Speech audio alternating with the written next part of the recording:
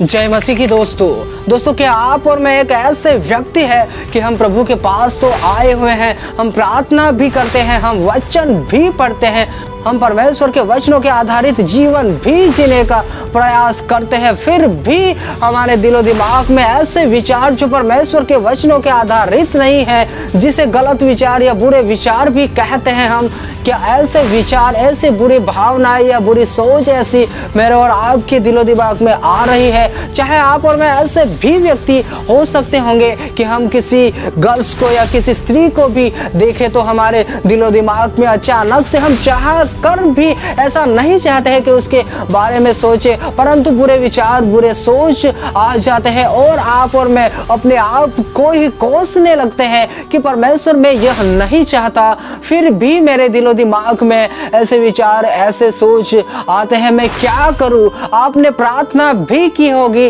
और दूसरे के माध्यम से भी प्रार्थना करवाई होगी, चाहे पास्टर हो, चाहे किसी के भी माध्यम से आपने प्रार्थना भी करवाई होगी, परंतु दोस्तों फिर भी कुछ समयों के बाद आपके दिलो दिमाग में बुरे विचार, बुरे सोच आते ही रहते हैं और आप परेशान हो चुके होंगे कि मैं इससे कैसे छुटकारा पाऊं। मैं प्रभु का भय मानता हूं, फिर भी मेरे दिलो दिमाग में ऐसे विचार, ऐसी सोच आती रहती है जो कि परमेश्वर के वचन के विरुद्ध है और आप अपने आप को कोसने भी लगते होंगे कि परमेश्वर में क्या करूं। तो दोस्तों इस मैसेज में मैं आपको एक ऐसा अनोखा वचन दूंगा जहां पर यूं लिखा हुआ है, भजन संहिता की पुस्तक में, जहां पर यूं लिखा हुआ है कि जवान अपनी चाल को किस उपाय से शुद्ध रख सकता है या किस उपाय से शुद्ध रखे, तेरे वचन के अनुसार सावधान रहने से। दोस्तों यहाँ पर वचन हमें स्पष्ट रीति से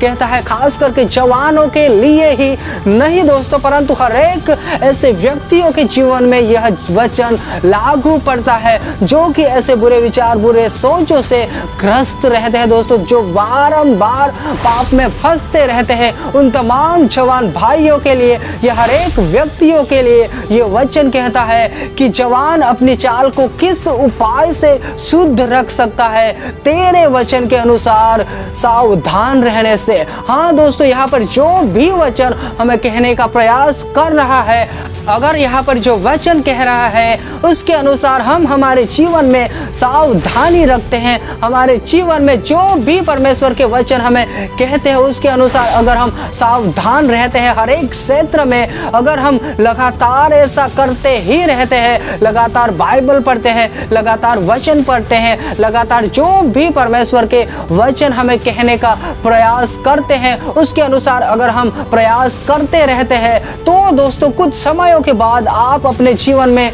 देखने पाओगे, जब आप वचन को महत्व दोगे, जिस प्रकार इस जगह पर वचन कहता है भजन संहिता में कि जवान अपनी चाल को किस तरह से शुद्ध रख सकता है, तो वचन हमें यह समझाने का प्रयास करता है कि तेरे वचन के अनुसार सावधान रहने से। हाँ दोस्तों, कोई भी व्यक्ति क्यों ना हो, आप और मैं चाहे कई सालों से मसीही हो, चाहे हम नए मसीही हो, परंतु दोस्तों फिर भी आपके जीवन में ऐसे बुरे विचार, बुरे सोच आते ही रहते थे। तो दोस्तों अगर आप इस वचन के अनुसार अपने जीवन में सावधान रहते हो, वचनों को पढ़ते हो, वचन आपसे जो भी करने के लिए कहता है उसके अनुसार अगर आप करते हो, सावधानी रखते हो अपने जीवन में, तब आप और मैं जीवन में देखने पाएंगे आने वाले समयों में। यह सिर्फ पहले से ही नहीं होगा, परंतु दोस्तों अगर आप लगातार करते ही जाओगे वचनों के अनुसार कि वचन यहाँ पर मुझे ये करने के लिए कह रहा है, वचन मुझे वहां पर यह ना करने के लिए कह रहा है,